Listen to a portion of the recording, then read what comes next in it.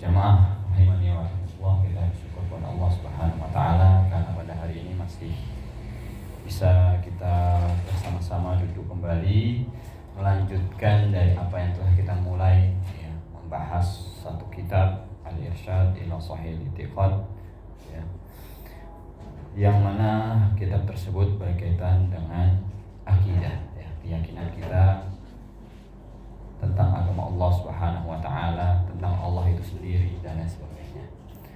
Dan masih saja, ya, kita belum selesai dari pembahasan, dan insyaallah malam ini pembahasan terakhir tentang karomah, yang melanjutkan yang kita bahas di minggu lalu tentang karomah, dan kemudian dilanjutkan dengan keimanan berikutnya, yaitu iman kepada hari akhir, ya. Kita selesaikan dulu apa yang telah kita bahas di pertemuan sebelumnya, ya. Mengingatkan apa yang telah kita bahas di pertemuan sebelumnya berkaitan tentang karomah, bahwasanya kita Ahlus Sunnah wal Jamaah dalam akidah kita meyakini adanya karomah, ya. Karena kita tahu di luar sana atau di antara kaum muslimin ada kelompok-kelompok yang selalu berlebihan, ada kelompok yang terlalu kurang, gitu ya. Nah, kita adalah Ahlus Sunnah itu berada di tengah-tengah, tidak ifrat wala tafrid, ya, tidak berlebihan tapi tidak juga kurang. Mereka yang kurang mengatakan bahwasanya karomah wali itu tidak ada, ya. Mereka mengingkari, menafikan tidak adanya karomah, ya.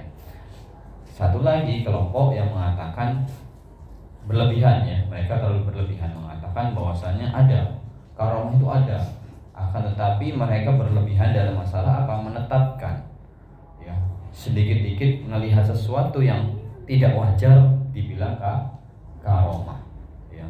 Baik itu orang soleh maupun orang yang tidak soleh, baik itu orang waras maupun orang tidak waras, ya. Baik orang itu baik maupun tidak baik, selama itu dia memperlihatkan sesuatu yang di luar kebiasaan atau sesuatu yang luar biasa, gitu ya, sesuatu yang tidak sewajarnya, maka langsung dikatakan itu karomah. Nah, kita Ahlus Sunnah berada di tengah-tengah. Kita meyakini betul bahwasanya karomah itu ada. Karomah itu diberikan kepada wali Allah Subhanahu wa taala, wali-wali Allah, para wali diberikan. Tapi tidak semua wali diberikan karomah. Dan karomah juga adalah sesuatu yang tidak bisa didapatkan dengan keinginan seseorang. Artinya tidak bisa dipelajari, tidak bisa diusahakan. Maka jangan sampai tergiur ada pamflet, ada banner pelatihan agar menjadi wali Allah dan mendapatkan karomah, gitu ya. Nah, itu tidak benar, karena karomah tidak bisa diusahakan. Karomah merupakan pemberian Allah Subhanahu wa taala. Semua wali adalah orang-orang yang beriman dan bertakwa kepada Allah, beriman, melaksanakan perintah Allah, menjauhi larangan Allah, dan juga ittiba Rasul. Artinya dijelaskan bahkan dari kelompok lain yang mereka terlalu banyak gulu, mereka menyatakan bahwasanya namanya karomah itu merupakan penguat daripada mukjizat Nabi sebelumnya. Jadi bisa dikatakan karomah para wali itu merupakan mukjizat Nabi mereka. Nah, kalau karomah yang kita dapatkan di antara kaum muslimin, pada dasarnya itu adalah salah satu mukjizat dari Nabi Muhammad SAW, yang mana hal tersebut menguatkan dari dakwah itu, ya, daripada Islam yang dibawa oleh Nabi Muhammad SAW, ya. Nah, di sebagian kaum muslimin tersebut yang terlalu berlebihan sampai mereka menetapkan karomah itu bagi mereka orang-orang buruk, orang-orang yang berlaku jelek, bahkan orang-orang fasik, ya. Mereka bukanlah wali Allah, akan tapi aulia syaitan, wali-wali syaitan. Bahkan terkadang karomah itu dikarang-karang, Pak, ya. Jadi cerita dari bibir ke bibir, ya, dari turun temurun ceritanya. Tapi apakah benar? Entahlah, gitu ya. Iya, kalau kata bapaknya fulan, gitu kan, fulan bin fulan dari fulan bin fulan, bahwa fulan dan bin fulan itu punya karomah seperti ini, Itu sering kita dengar ya di Indonesia, kisah-kisah seperti ini. Kisah-kisah yang entah benar atau tidaknya, bisa menurunkan rantai emas dari langit, luar biasa ya. Udah nggak butuh lagi nyari emas di tanah karena bisa menurunkan emas dari langit, luar biasa, dan lain sebagainya. Kisah-kisah yang terkadang itu adalah merupakan kisah-kisah yang makdzubah, atau bahkan itu hanyalah mimpi. Dia mengatakan saya ini punya karamah seperti ini, padahal saat itu dia lagi bermimpi. Bisa saja. Atau memang sesuatu yang memang terjadi, akan tapi akibat apa? Fitnah syaitan. Jadi syaitan membantu dia melakukan sesuatu yang tidak wajar. Bagi manusia tidak wajar, tapi karena dibantu oleh syaitan bisa terjadi ya. Nah, lantas bagaimana kita membedakan antara karamah dari Allah Subhanahu wa taala dengan yang seperti itu? Pembagiannya ada, jamaah Allah. Para ulama membagi sesuatu yang di luar, sesuatu yang dari kewajaran itu menjadi 4 ya. Satu adalah mukjizat. Dan mukjizat ini sudah nggak ada. Artinya ada yang mengatakan ini mukjizat, nah jelas sudah nggak ada, karena mukjizat itu hanya untuk para nabi ya. Karena para nabi sudah selesai, maka tidak ada mukjizat. Yang kedua adalah karomah ya. Karomah ini yang masih sampai akan ada selama ada orang yang beriman dan bertakwa kepada Allah Subhanahu wa taala. Yang ketiga adalah ilmu sihir atau apa namanya? Black magic. Sihir hitam. Sihir yang bisa dipelajari. Karena kita tahu bahwasannya ketika Allah menerangkan tentang sihir di dalam surat Al-Baqarah itu kan menerangkan bagaimana manusia belajar. Artinya sihir itu memang bisa dipelajari. Sihir itu adalah sesuatu yang di luar kewajaran ya. Sesuatu yang terkadang tidak kasat mata tapi memang bisa dipelajari. Tapi itu adalah fitnah. Ya kan? Kenapa bahkan malaikat yang menunjukkan sihir tersebut saja mengatakan kita adalah fitnah. Kalau takut dan kalian kufur kepada Allah. Itu kan. Ini yang berikutnya, keempat terakhir adalah kejadian yang luar biasa terjadi bagi para pendusta. Ini adalah sesuatu yang diturunkan oleh Allah, bukan dari syaitan. Tapi bisa juga dari syaitan. Tapi ini adalah bentuknya fitnah atau ujian bagi diri orang tersebut dan orang-orang di sekitarnya. Disebutkan dari salah satu kisah Musailamah bin Kadzab itu yang mengaku sebagai nabi ya setelah Nabi. Itu dia ada orang yang datang kepadanya gitu ya. Kemudian mengeluhkan sumurnya kering. Datang ke sumur tersebut, dia minta air, kumur-kumur diludahkan ke dalam sumur tersebut. Nah, kemudian muncullah air gitu dengan ludah pertamanya tersebut. Tapi tidak banyak dan sebagainya. Kemudian dia meludah lagi yang kedua kali, habis itu kering kerontang, nggak ada sama sekali airnya. Ini kan sesuatu yang luar biasa kan, di luar nalar istilahnya, di luar apa namanya realita, gitu. Di luar akal pikiran. Bukan berarti dia belajar ilmu sihir, enggak. Tapi bisa saja memang Allah berikan hal tersebut sebagai ujian bagi dirinya dan orang-orang di sekitar.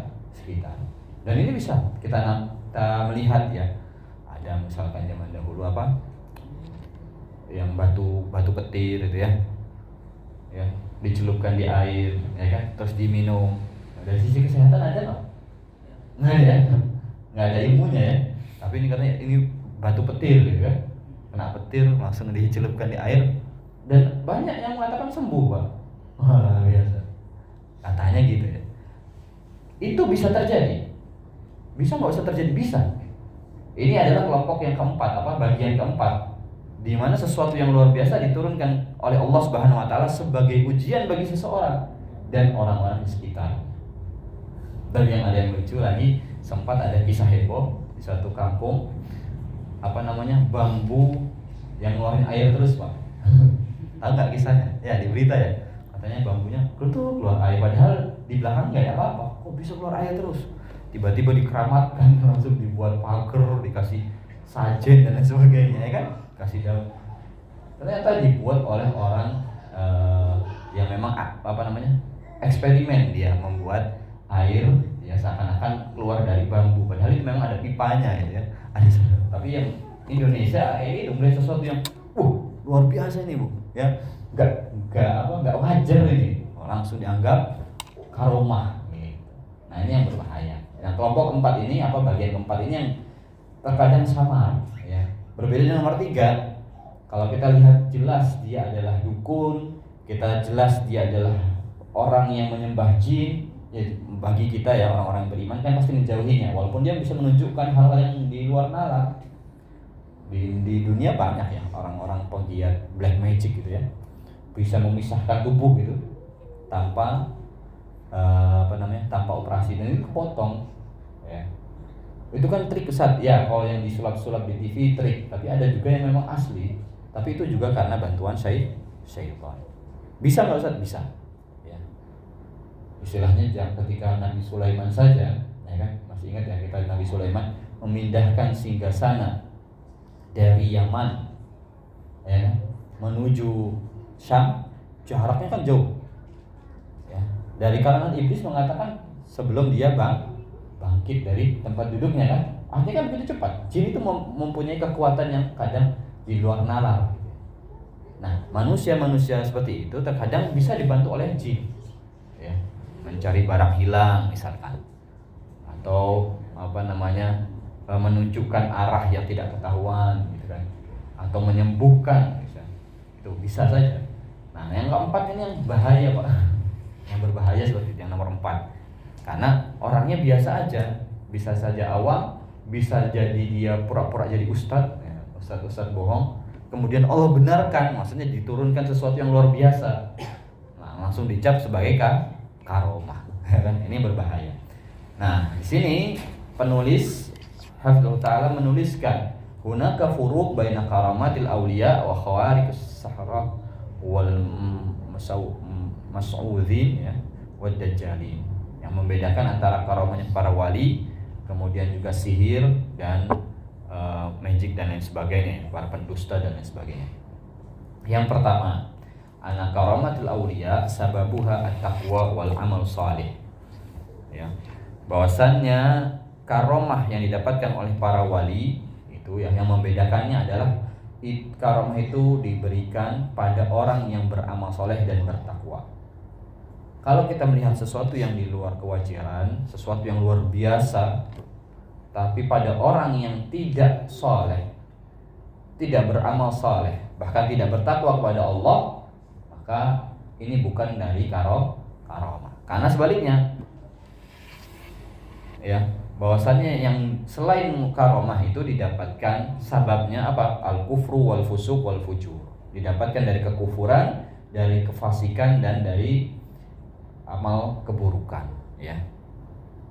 Contohnya apa? Semedi gitu ya, 7 hari 7 malam gitu. Berarti nggak sholat ya, meninggalkan dan sebagainya, memberikan sajen misalkan, menyembelih ayam hitam untuk cemani gitu ya, bukan kepada Allah, nah ya, kepada yang lain, itu kan dia melakukan suatu kekufuran ya, kesyirikan, supaya apa? Supaya mendapatkan, atau amalnya seakan-akan amal soleh Pak, baca zikir, luar biasa baca zikir Pak, tapi baca zikirnya ditetapkan berapa, baca 3.440 kali misalnya, baca 9.999 kali, menetapkan seperti itu, yang sesuatu yang tidak mengikuti Nabi ya, sesuatu yang tidak mengikuti Nabi, maka ini adalah tanda bahwasannya itu bukanlah karomah ya.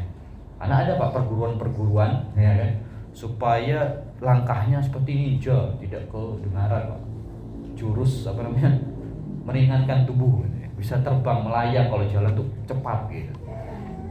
Apa syaratnya? Di ruangan bacanya ayat Al-Quran Pak, tapi dipotong, nggak semua ayatnya, maksudnya satu surat tapi dipotong bagian-bagiannya aja. Ada yang begitu ada. Dan pernah kisah ini, anak nggak tahu Allah alam kisahnya, tapi ini dari salah satu ustadz yang mengisahkan, dia meruqyah ya, kemudian jin itu berbicara, kenapa kamu bisa masuk ya ke dalam, padahal dia santri pondok ya, pondok yang itu ya, kenapa?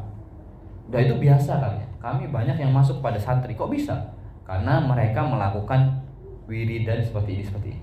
Wiridan yang tidak dicontohkan oleh Nabi SAW, itu bisa menjadi pintu masuk bagi para jin kepada tubuh manusia. Hati-hati ya. Karena kita sudah jelaskan di awal, karomah para wali itu adalah bentuk mukjizat Nabi yang mana didapatkan oleh mereka para pengikut Nabi Shallallahu Alaihi Wasallam. Berarti orang-orang yang tidak melakukan ittiba kepada Nabi, bagaimana bisa mendapatkan karomah? Itu yang pertama ya. Bagaimana mendapatkannya? Ya, dari mana mendapatkannya? Kalau karomah wali adalah didapatkan dari ketakwaan dan amal soleh, tambahkan ittiba ya. Kemudian yang kedua, karomah wali yusta'anu biha ala birri wat taqwa au ala umuri mubahah ya. Sedangkan amal Mas'udin Dajjalin itu digunakan untuk umur muharramah minasyirik wal kufri wal qatlu nufus. Minasyirik wal kufri wal qatli nufus. Bahwasannya karomah para wali itu dimanfaatkan. Tadi kan datangnya dari apa gitu ya. Sebabnya apa? Sekarang untuk apa dipakai? Nah, kalau karomah para wali itu biasanya digunakan untuk semakin membuat wali tersebut menjadi lebih bertakwa, lebih melakukan amal-amal soleh, kebaikan-kebaikan, mendatangkan kebaikan-kebaikan baik untuk dirinya maupun orang-orang di sekitar. Bisa saja untuk dirinya saja atau untuk keluarganya saja atau untuk orang di sekitarnya. Itu memberikan manfaat, gitu ya. Karomah tersebut memberikan manfaat kepada orang lain. Akan tapi kalau yang lain kebalikannya, wali-wali syaitan, sihir dan sebagainya itu digunakan biasanya untuk sesuatu yang malah syirik. Bisa untuk kekufuran atau bahkan untuk membunuh jiwa. Ya, membunuh jiwa. Ada karomahnya wali fulan apa? Dia bisa niup sedikit orang bisa mati. Oh, itu sudah bukan karomah itu. Itu namanya sihir. Atau bisa jadi itu adalah wali syaitan ya. Bisa nggak bisa? Sihir itu bisa membunuh manusia. Hati-hati ya. Makanya kita kita menjaga diri kita dengan zikir agar terlepas dari namanya sihir. Ya, insya Allah orang Cirebon paham gitu ya. Santet-santetan ya. Ya, dan lain sebagainya. Ya, itu bisa terjadi dan itu wakil. Bukan berarti karomah gitu ya. Nah, pokoknya karomah adalah sesuatu yang mendatangkan kebaikan dan ketakwaan. Ya, bukan berarti orang mendapatkan karomah terus dia nggak sholat. Ini bukanlah mendatangkan ketakwaan. Bisa dipahami ya. Yang berikutnya, yang selanjutnya nomor 3 adalah karomah aulia taqwa bi dzikrillah wa tauhidi. Wa khariqus syahra wal musawidin tubtal au tad'af inda dzikrillah wa qiraatul Qur'an wa tauhid. Ya. Karomahnya wali itu semakin kuat atau semakin nampak dengan zikir kepada Allah Subhanahu wa taala, dan semakin ketika seseorang itu bertauhid, semakin kuat imannya, semakin kuat amal salehnya, semakin kuat tauhid kepada Allah, semakin nampak juga karomah tersebut semakin kuat karena itu memang datang dari Allah. Berbeda dengan sihir atau lain sebagainya, diceknya dengan apa? Ya sudah dibacain aja ruqyah gitu ya. Dibacakan zikir Allah Subhanahu wa taala, dibacakan ayat-ayat Allah, diajak untuk bertauhid.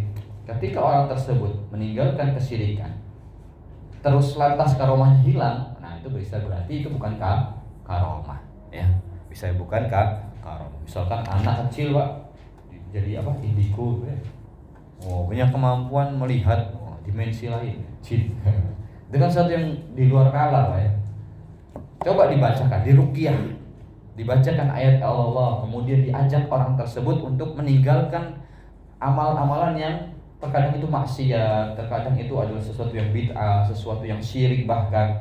Kalau hal tersebut melemahkan tubuhnya atau melemah itu kekuatan tersebut, maka itu bukanlah karomah dari Allah Subhanahu wa taala. Itu salah satu tanda yang lainnya. Istilahnya ngecek, ini karomah atau bukan gitu ya. Bisa termasuk seperti itu. Maka dengan hal tersebut nampaklah perbedaan besar antara karomah para wali dan kedustaan para pendusta, ya, atau istilahnya sihir-sihir dan lain sebagainya.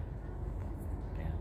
Dan jamaah rahimakumullah, penting juga seperti yang disebutkan oleh beliau di sini adalah bagaimana para wali Allah Subhanahu wa taala menggunakan karomahnya itu bukan untuk diperlihatkan kepada orang agar orang-orang kagum dengannya, ya kan, menarik orang. Bukan, itu digunakan untuk berdakwah kepada Allah Subhanahu wa taala, mengajak orang semakin bertauhid, semakin beribadah kepada Allah Subhanahu wa taala, bukan mengagungkan dirinya. Bukan agar dilihat manusia, wah gitu ya, hebat.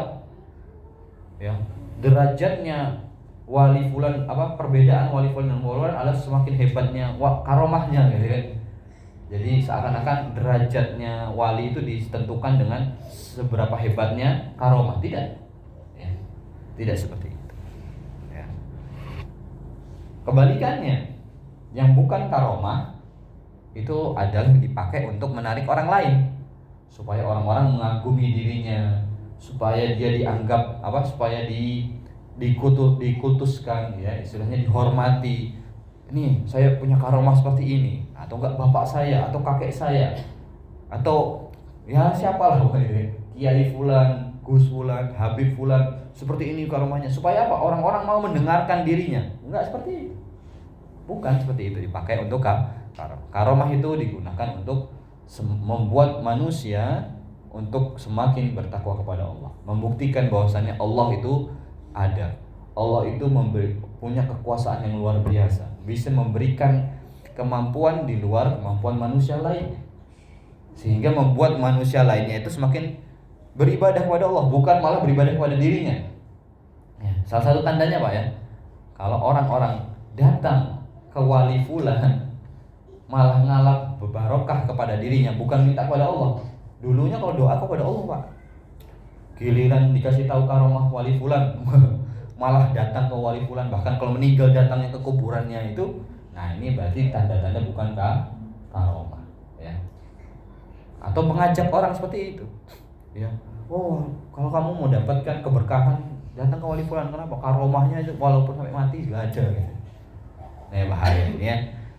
Bahkan ini bisa menjatuhkan seseorang ke dalam kesyirikan. Artinya hal tersebut bukanlah karomah. Tapi ini bisa menjadi ujian. Hati-hati Pak, ya, ujian bagi diri kita, dari diri orang yang diberikan hal tersebut atau bagi orang-orang di sekitarnya. Makanya penting Pak belajar ilmu agama, ya, belajar thalabul ilmi, duduk di kajian, ya, yang benar, yang membahas Al-Quran dan Sunnah sesuai pemahaman salafus ummah, ya.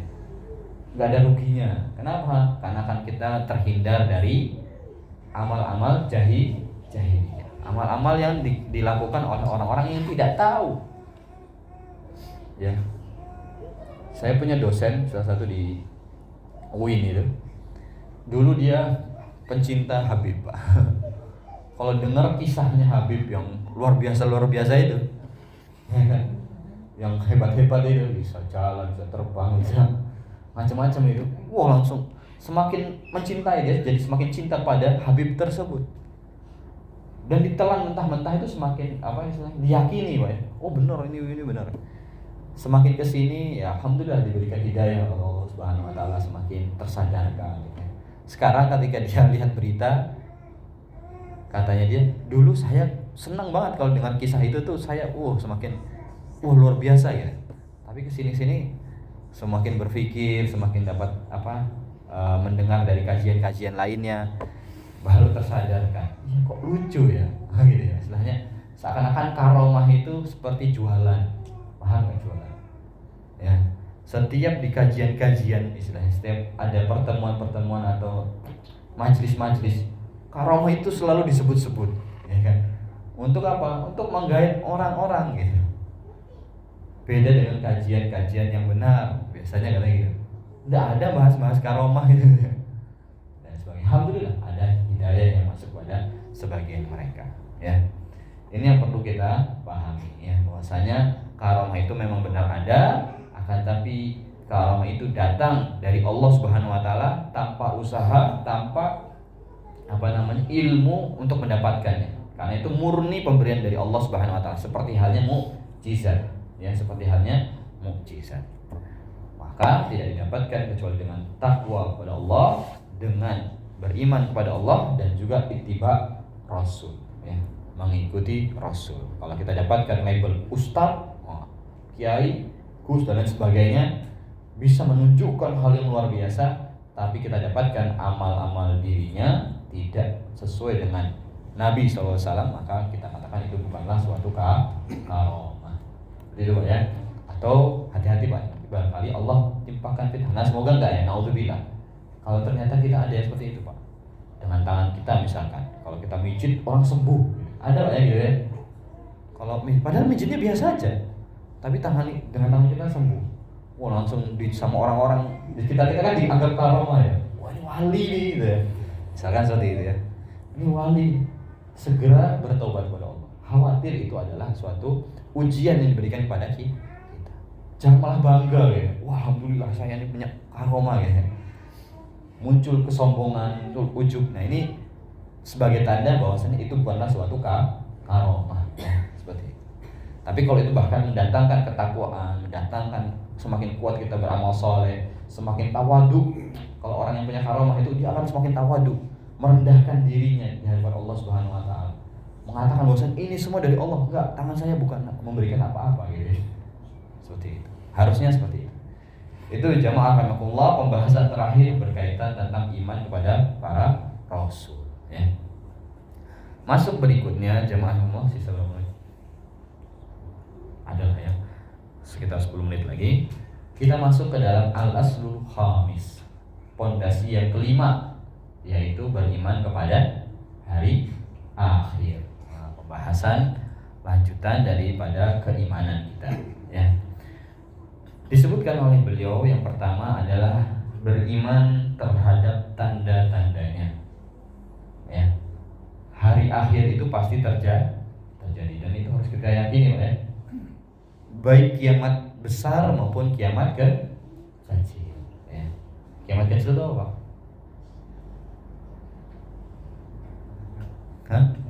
Kematian ya. Seperti halnya kita yakin setiap manusia pasti mati, kita yakin juga harus yakin bumi ini akan pasti ada akhirnya. Karena itulah yang dijanjikan oleh Allah Subhanahu Wa Taala, diberikan informasinya oleh Allah, dan para nabi zaman dahulu sampai Nabi Muhammad SAW semua mengabarkan hal yang sama. Dan kita sebagai orang beriman mengatakan diri kita beriman, salah satu rukunnya adalah beriman tentang hari akhir. Harus kita yakini. Kenapa? Zaman sekarang orang-orang yang punya pikiran punya ilmu ya, salah dunia ini gak ada akhirnya gitu. Ya mungkin ada musibah, ada bencana alam dan sebagainya. Dan dulu sampai tahun 2012 tuh ya, kiamat 2012 ya. Iya, hebat banget ya, bisa prediksi ya. Ya, tidak ada yang tahu. Ya, tidak ada yang tahu. Tapi yang salah satu yang kita yakini, kiamat itu pasti terjadi, dan kita juga meyakini bahwasannya kiamat itu punya tanda-tanda. Ya, nanti ada pembagiannya. Ada tanda-tanda yang sudah lewat, ada tanda-tanda yang terus berjalan, ada tanda-tanda yang belum nampak, yang dia akan beriringan dengan kiamat besarnya.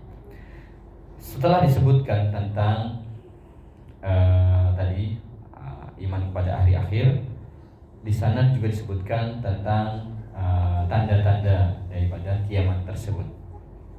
Karena penting bagi kita bukan hanya mengimani hari akhirnya saja, tapi juga mengimani tanda-tanda akhir zaman tersebut.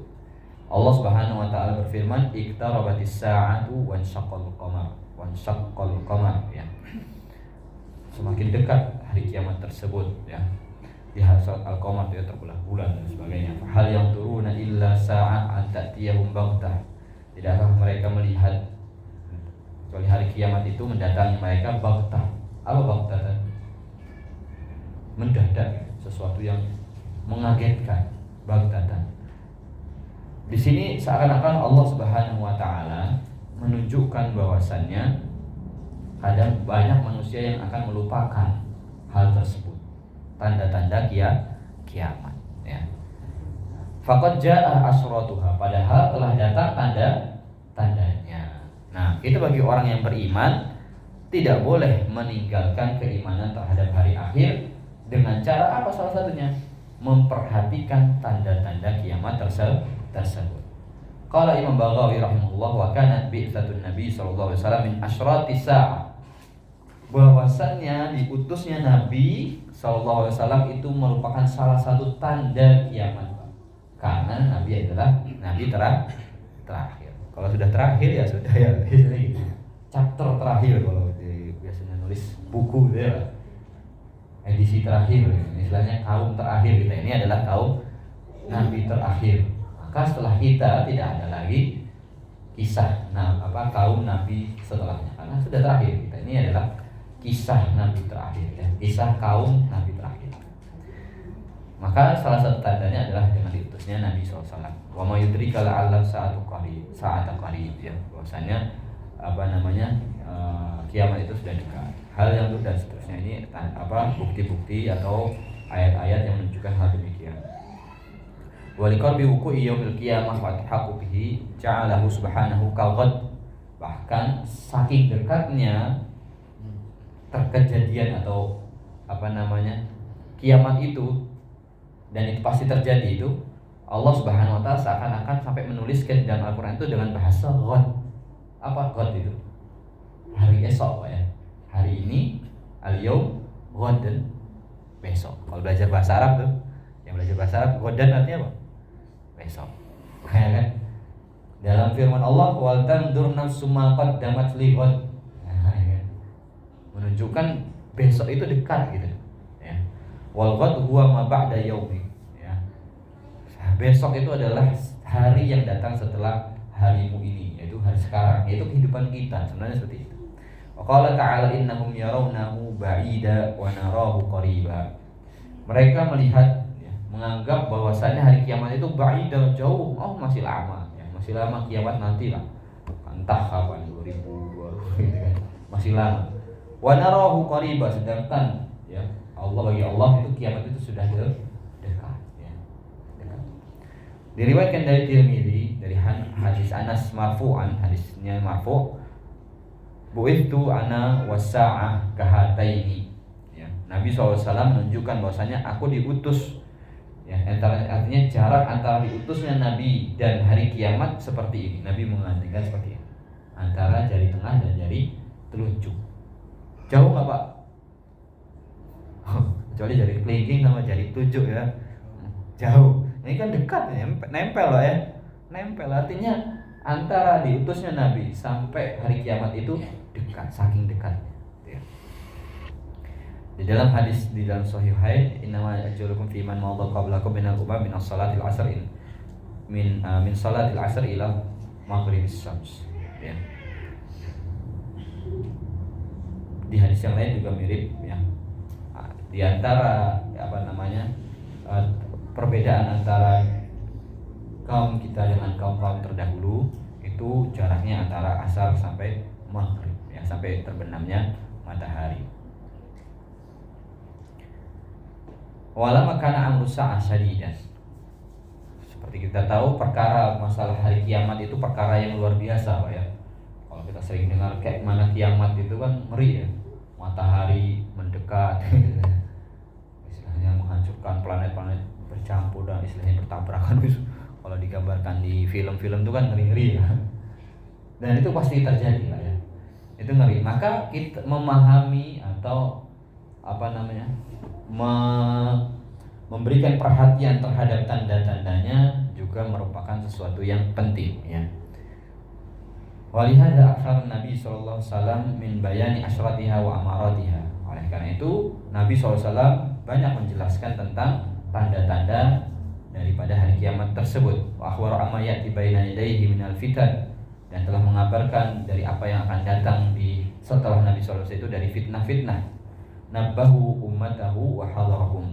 Dan Nabi telah mewanti-wanti, telah memberikan peringatan kepada umatnya itu ya terkait tanda-tanda kiamat, yang salah satunya adalah fitnah. Agar mereka agar kita kaum istilahnya umat Nabi Muhammad SAW terus memperhatikan apa yang kita lakukan ya.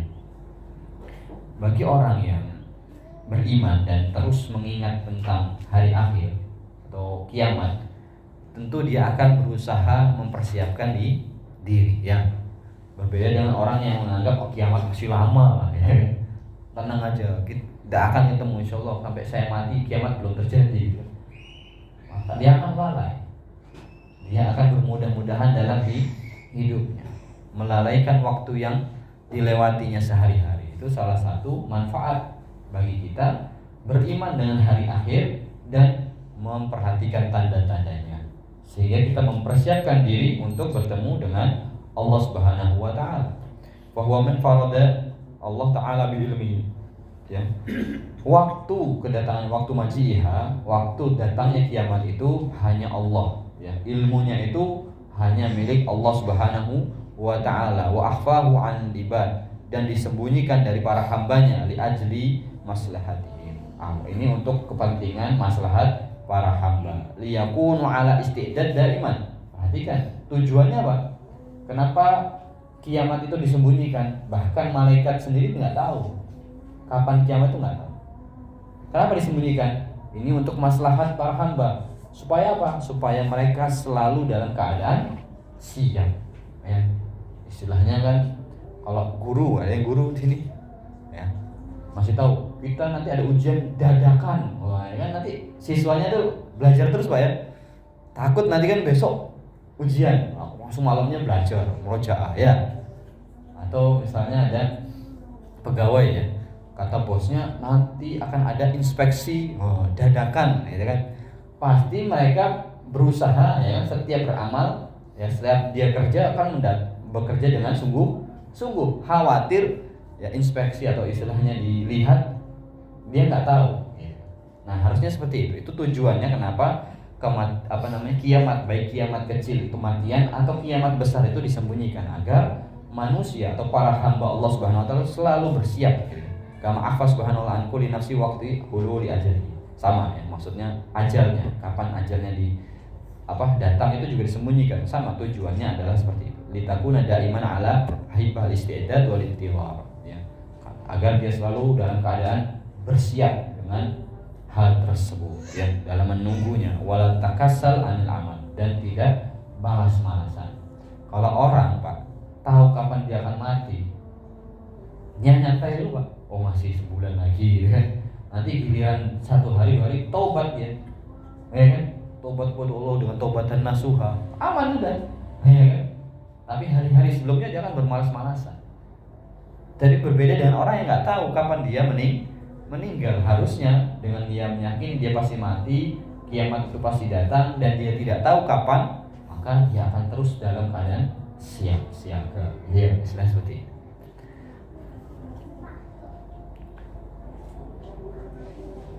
Kalau sudah azan, kita akhiri. Insyaallah pertemuan berikutnya kita akan membahas pembagian tentang tanda-tanda hari kiamat. Itu saja yang bisa kita bahas pada malam hari ini. Semoga bisa memberikan manfaat kepada semuanya. Kalau kita rangkum ya, dari apa yang kita bahas, satu tadi berkaitan tentang wali Allah, ya, bahwasanya karomah itu ada, dan karomah diberikan oleh Allah kepada hamba-hamba yang bertakwa dan beramal saleh serta mengikuti Nabi Muhammad SAW, yaitu ittiba, ya, tidak diberikan kepada yang lainnya. Akan tapi di sana juga ada para pendusta, ya, pegiat magic, istilahnya penyihir, atau bahkan orang-orang yang biasa yang diberikan fitnah kepada dirinya. Maka kita harus berhati-hati, benar-benar pintar memilih mana yang benar karomah, mana yang tidak. Jangan sampai bermudah-mudahan mencap itu karomah sehingga seakan-akan kita mencintai gitu ya, dan sebagainya, atau tunduk dengan perintahnya, ngikut apa katanya. Ini sudah ada karomahnya, langsung diikuti apa aja yang katanya, ya. Maka tetap semua hal tersebut, hal-hal yang luar biasa tersebut untuk mendatangkan rasa iman dan ketakwaan kita kepada Allah Subhanahu wa taala. Dan berikutnya adalah terkait masalah iman kita terhadap hari akhir, dan itu adalah salah satu rukun yang tidak boleh hilang dari diri kita.